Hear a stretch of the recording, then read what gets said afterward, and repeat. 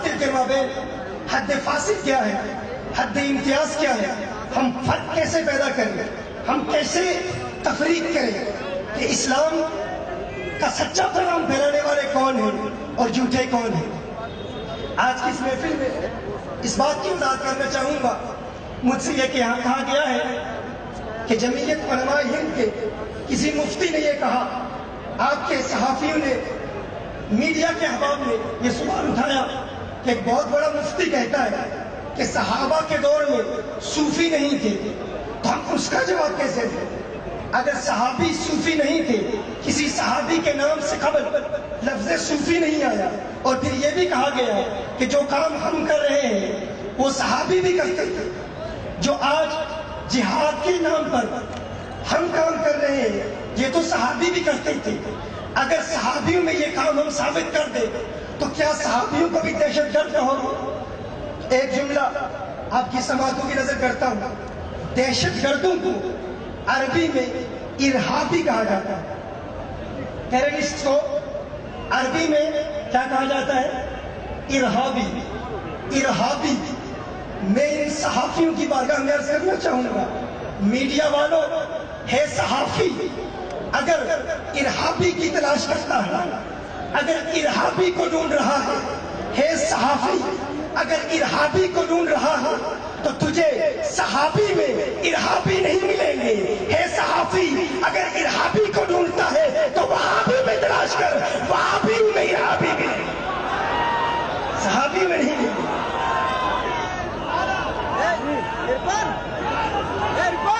مجھ سے کہا گیا بڑے لوگ امن کے نام پر دین اسلام کا پرچار کر رہے ہیں، کہتے ہیں کہ ہم پیس میکرز ہیں، پیس لورز ہیں، ہم امن کے علمبردار ہیں، تو ہم فرق کیسے واضح کریں؟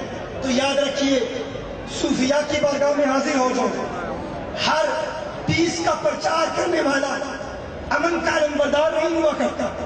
بے شمار لوگ اپنی دکان کے دروازے پر پیس کا بورڈ لگاتے ہیں، لیکن جب دروازہ کھولو تو اندر بارود بک رہا ہوتا ہے، آگ بک رہی ہوتی ہے، بائیں پیس لکھا ہے، بائیں امن لکھا ہے، لیکن جب دروازہ کھولو گے تو وہ دہشت گرد ہوں گے، آتنکوادی ہوں گے، ان کے دھوکے میں بھی نہ آنا۔ ان کا نام نائک ہو سکتا ہے، نام کے نائک بھی ہو سکتے ہیں، لیکن جب ہم ان سے پوچھتے ہیں، ہم ان سے سوال کرتے ہیں، جب ہم ان کی حقیقت کو دیکھتے ہیں تو یہ بات واضح ہو جاتی ہے کہ نائک نام کوئی بھی رکھ سکتا ہے، لیکن جب ہم ان کے دل کے دروازے پہ دستک دیتے ہیں، خواجہ نظام الدین اولیاء محبوب الہی کی بارگاہ سے تصوف کا علم سیکھ کر ہم اہل حق اور اہل باطل کے مابین ڈسٹنگوشنگ فیکٹر دیکھتے ہیں، حد امتیاز دیکھتے ہیں، تو ہم کہتے ہیں اس کے دل کو دیکھو، اس کے دل کے دروازے پر دستک دو۔ جب دل کے دروازے پر دستک دیتے ہیں تو ہم کہتے ہیں تو خود کو نائک کہتا ہے، خود کو نائک کہتا ہے، دل کا دروازہ کھل جا، ہے نائک خود، تو دیکھنے والا کہتا ہے ہمیں اس وقت پتا چلا جب آپ نے کہا ہے نائک اپنے دل کو کھول ہے نائک، جب یہ کھلا تو پتا چلا خود نائک سے واضح ہو گیا وہ نائک نہیں، وہ در حقیقت کھل نائک ہے۔ سنسکرت میں کھل نائک ولن کو کہتے ہیں، میں کہتا ہوں نہ نیک ہے نہ نائک ہے، نہ نیک ہے نہ نائک ہے، یہ نالائک کھل نائک ہے۔ نہ نیک ہے نہ نائک ہے، یہ نالائک کھل نائک ہے۔ میڈیا والوں نے کہا تھا بتاؤ وہ تو امن کا نام لیتا ہے، صوفی امن کا نام لیتے ہیں، تو میں بتانا چاہتا ہوں تمہارا یہ سوال، تمہارا یہ کوسچن کہ وہ کہتے ہیں ہم حضور کی اتباع کرتے ہیں، حضور کی اطاعت کرتے ہیں، تم بھی حضور کی اطاعت کرتے ہیں، تو آج کس نظم میں قرآن کریم کی سایہ مبارکہ کو سرنامہ سخن کی حیثیت سے تلاوت کرنے کا شرف حاصل ہوا؟ اس میں خلاق کائنات ارشاد فرماتا ہے قل ان کنتم تحبون اللہ فاتبعونی یحببکم اللہ. صحافیوں نے کہا کہ وہ بھی کہتے ہیں ہم اطاعت کرتے ہیں، تم بھی حضور کی اطاعت کرتے ہو، اور وہ اطاعت کے نام پر دہشت پھیلا رہے ہیں. تم کہتے ہو تم بھی اطاعت کرتے ہو اور تم امن کا پرچار کرتے ہو. یاد رکھیے اطاعت کسے کہتے ہیں؟ اطاعت نام ہے حضور کے احکام پر عمل کرنے کا. حضور کو حکم ارشاد فرمائے، آپ نے حضور کے حکم کو سنا، عمل کیا، تو آپ نے حضور کی اطاعت کی. اللہ نے حضور کی اتباع کا حکم بھی فرمایا ہے، اطاعت بھی کرو اتباع بھی کرو. اب اطاعت اور اتباع میں فرق کیا ہے؟ اطاعت کہتے ہیں حضور کے حکم پر عمل کرنا، اتباع کہتے ہیں حضور کی اداؤں کو اپنا لینا. حضور کی کسی ادا کو دیکھا، آپ نے حضور کی نقل کی تو حضور کی اتباع کا. اب سوال یہ پیدا ہوتا ہے، حضور کے اقوال تو محفوظ ہیں صحیح بخاری کی صورت میں، صحیح مسلم کی صورت میں، حدیث کی کتابوں کی صورت میں. حضور کی اطاعت کے لیے یہ ضروری ہے کہ حضور کے اقوال محفوظ رہیں، قیامت تک محفوظ رہیں گے تو لوگ حضور کی اطاعت کریں گے. لیکن اتباع کیسے کریں؟ اتباع کا طریقہ کیا ہے؟ کیونکہ صحیح بخاری میں حضور اکرم صلی اللہ علیہ وسلم کے افعال کا ذکر ہے، حضور کے افعال نظر نہیں آئے.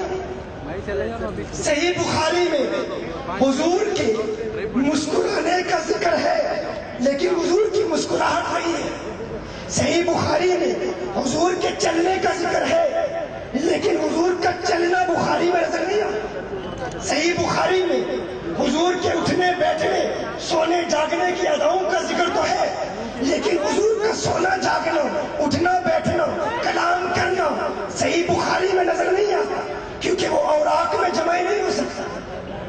تو ہم نقل کیسے کریں؟ نقل کرنے کا طریقہ کیا ہے؟ غور کیجیے، حضور کی احادیث کا ذکر ہے لیکن صحیح بخاری بول کر نہیں بتاتی. صحیح بخاری اگر آپ پڑھیں تو آپ کو حضور کی آواز سنائی نہیں دیتی، حضور کی تصویر نظر نہیں آتی. اب سوال یہ پیدا ہوتا ہے، حضور کے اقوال کو تو ہم سمجھتے ہیں، صحیح بخاری سے حضور کے افعال کو کیسے سمجھیں؟ حضور کے افعال کو کہاں دیکھیں؟ جو یہ کہتا ہے حضور نے دہشت کا پیغام پھیلایا تو ظاہر ہے حضور اکرم صلی اللہ علیہ وسلم کے بیشتر ایسے اقوال ہیں جن میں ابہام ہے، ان کو ہر بندہ سمجھ نہیں پاتا. اگر اقوال کی تنقیح چاہتے ہو، توضیح چاہتے ہو، وضاحت چاہتے ہو تو حضور کے افعال کو دیکھو. حضور کے افعال کا مشاہدہ. اب حضور کے افعال کرنا، اقوال کا محفوظ کرنا بھی ضروری ہے، افعال کا محفوظ رہنا بھی ضروری ہے. اقوال محفوظ ہوئے بخاری سے، مسلم سے، سنن النسائی سے، سنن ابن ماجہ سے، سنن ابی داؤد سے، موطا امام مالک سے، موطا امام محمد سے. اگر تم اپنی آنے والی نسلوں کو دہشت گردی سے بچانا چاہتے ہو اور دیکھنا چاہتے ہو حضور کے اقوال کا درست مفہوم کہاں ہے، حضور کے اقوال کا درست مراد کہاں ہے، حضور کے اقوال کے مفاہیم و مضامین کی حقیقت تک رسائی حاصل کرنا چاہتے ہو تو حضور کے اقوال کی اطاعت بھی کرو، حضور کے افعال کی اتباع بھی کرو. اب سوال یہ پیدا ہوتا ہے، اطاعت کے لیے اقوال ہے، اتباع کے لیے افعال کہاں ہیں؟ اگر حضور کے اقوال کی اطاعت کرنا چاہتے ہو صحیح بخاری دیکھو، اگر حضور کے افعال کا اتباع کرنا چاہتے ہو معین الدین چشتی اجمیری کو دیکھ لو. اگر حضور کے اقوال کی اطاعت کرنا چاہتے ہو صحیح مسلم کو دیکھ لو. اگر حضور کے افعال کی اتباع کرنا چاہتے ہو تو بابا فرید الدین گنج شکر کی اداؤں کو دیکھ لو. اگر حضور کے اقوال کی اطاعت کرنا چاہتے ہو تو سنن النسائی کو دیکھ لو. اور اگر حضور کی اتباع کرنا چاہتے ہو تو غوث اعظم، پیران پیر، میرا دستگیر، شیخ عبد القادر جیلانی کی اداؤں کو دیکھ لو.